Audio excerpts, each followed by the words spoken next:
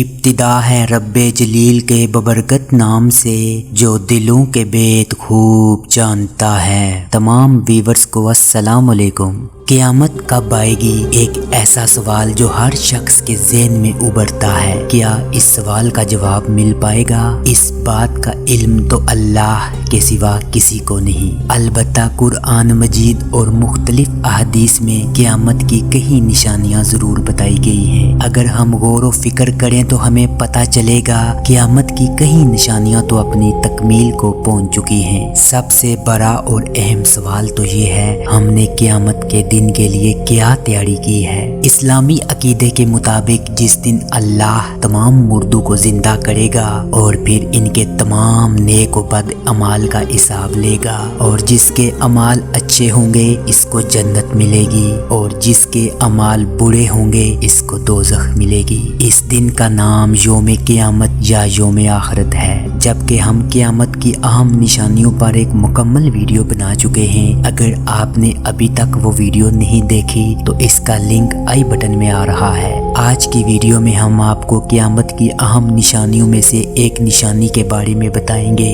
یاجوج ماجوج کون ہیں اور وہ کب آئیں گے، دنیا میں کس جگہ پر ہیں، لہٰذا دلچسپ اور معلوماتی ویڈیو میں بنے رہیے گا۔ اگر آپ نے ابھی تک ہمارا چینل سبسکرائب نہیں کیا ہوا تو چینل کو سبسکرائب کرنے کے ساتھ ساتھ بیل آئیکن کو بھی ضرور دبا دیجئے، کیونکہ آپ کو اسی طرح کی دلچسپ اور معلوماتی ویڈیوز باقاعدگی کے ساتھ دیکھنے کو ملتی رہیں گی۔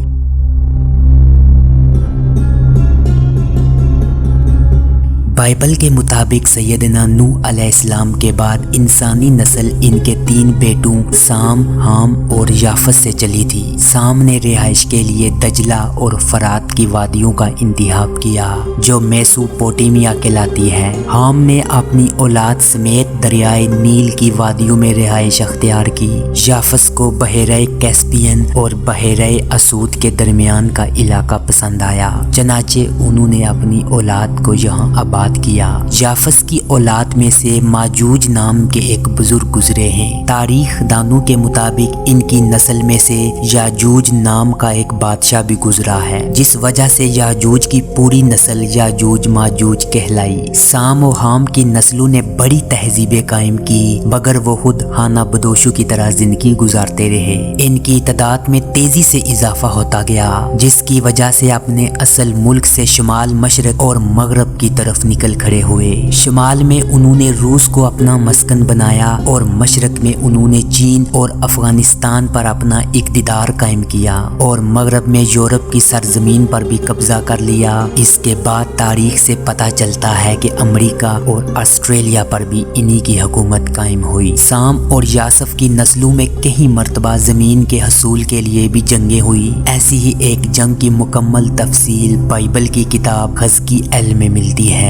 یاجوج ماجوج ایک ایسی قوم ہے جو اللہ کی سخت نافرمان ہے اور وہ آبادی کے لحاظ سے انسانوں اور جنات سے کہیں زیادہ ہے۔ انہیں سکندر ذوالقرنین نے اللہ کے حکم سے ایک دیوار کے پیچھے قید کر دیا تھا۔ انہوں نے زمین پر بہت فسادات برپا کیے۔ ان کے ظلم سے لوگ تنگ آ چکے تھے۔ موجودہ حالات کو دیکھتے ہوئے حضرت ذوالقرنین نے ان کے آگے دیوار بنائی، جسے سد سکندری یا سد ذوالقرنین کے نام سے بھی جانا جاتا ہے۔ قرآن مجید میں اس دیوار کا مکمل ذکر سورۃ الکہف میں ملتا ہے، جبکہ سورۃ الانبیاء میں ارشاد باری ہے، یہاں تک جب یاجوج ماجوج کھول دیے جائیں گے اور وہ ہر بلندی سے دوڑتے ہوئے اتریں گے۔ قرآن مجید کی آیات و توریت کے مطابق اور تاریخی شواہد سے معلوم ہوتا ہے یہ لوگ شمال مشرقی ایشیا میں زندگی بسر کرتے تھے اور وہ اپنے وحشیانہ حملوں کے نتیجے میں ایشیا کے جنوبی اور مغربی علاقوں میں مصیبت برپا کرتے تھے،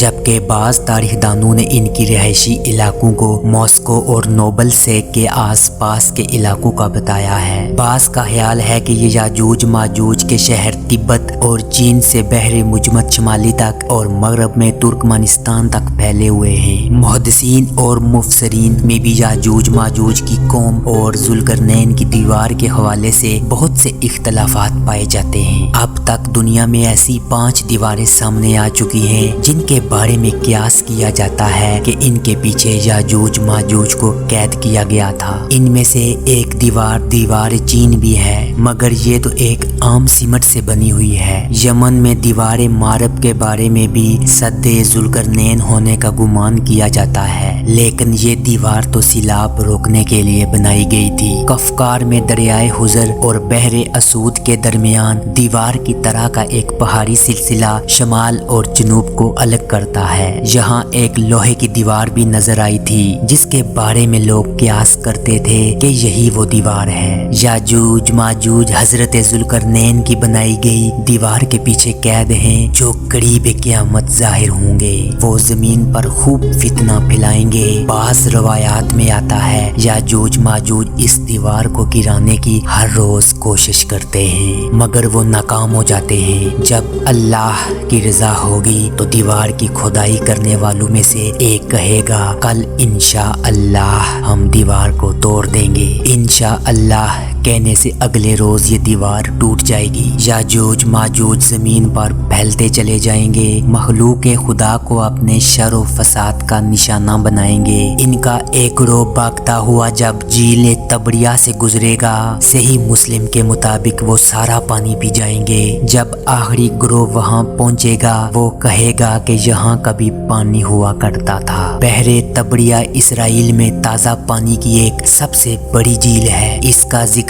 तौरात और इंजील में भी मिलता है। हजरत ईसा अलैहिस्सलाम ने अपनी जिंदगी का हिस्सा इस झील के साहिल पर गुजारा। इस जगह से कत्ल व गारत करते हुए याजूज माजूज बैतुल मुकद्दस तक पहुंच जाएंगे और वो ऐलान करेंगे, जमीन पर हमारा कब्जा हो चुका है, अब हम आसमानों पर भी कब्जा करेंगे और आसमान की तरफ तीर फेंकेंगे जो खून आलूद होकर वापस आएंगे। इस वक्त कोई इनका मुकाबला नहीं कर पाएगा। याजूज माजूज की जानिब से आसमान की जानिब से फेंके गए तीरों पर रब ताला की कुदरत से खून आन लगेगा और वो समझेंगे उन्होंने आसमान को भी फतेह कर लिया है। ये तमाम तर वाक़या हजरत ईसा अलैहिस्सलाम के नज़ूल के बाद होगा। याजूज माजूज के फितने के वक्त हजरत ईसा अलैहिस्सलाम को हुक्म होगा वो मुसलमानों को लेकर कोहे तूर पर चले जाएं। जब कोहे तूर पर ग़िज़ा की किल्लत पैदा होगी, हजरत ईसा अलैहिस्सलाम याजूज माजूज के लिए बदुआ करेंगे, जिसके नतीजे में इनके कानों और गर्दनों में कीड़े पैदा होंगे।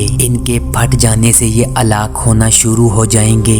मुसलमान जब तूर पहाड़ से नीचे उतरेंगे, हर जगह याजूज माजूज की लाशें होंगी। इनसे शदीद ताफून उठ रहा होगा। हजरत ईसा अलैहिस्सलाम अल्लाह से दुआ करेंगे, जिसके बाद खास किस्म के परिंदे जिनकी मुशाबत ऊंट से दी गई है, इनकी लाशों को उठाकर अल्लाह जहां चाहेगा वहां ले जाएगा। इसके बाद शदीद बारिश होगी, हर चीज धुलकर उजली हो जाएगी। कुरान मजीद और मुख्तलिफ रवायात के मुताबिक तमाम अनबिया इकराम ने अपनी उम्मतों को बताया कि क़यामत आएगी, लेकिन इसके बारे में कभी ये नहीं बताया कि ये कब आएगी। क़यामत का वक्त किसी नबी ने नहीं बताया और वो वक्त बताना भी नहीं चाहिए। अगर क़यामत के वक्त का बता दिया जाएगा तो फिर इम्तिहान खत्म हो जाएगा। इम्तिहान के लिए जिस तरह जरूरी है कि मौत का वक्त ना बताया जाए, इसी तरह क़यामत का वक्त भी नहीं बताया गया। सिवाय अल्लाह के किसी को नहीं मालूम क़यामत कब बर्पा होगी। वीडियो के मुतालिक अपनी राय कमेंट बॉक्स में जरूर दीजिएगा। आपसे होगी मुलाकात अगली वीडियो में। तब तक के लिए मुझे दीजिएगा इजाजत। अल्लाह निगहबान।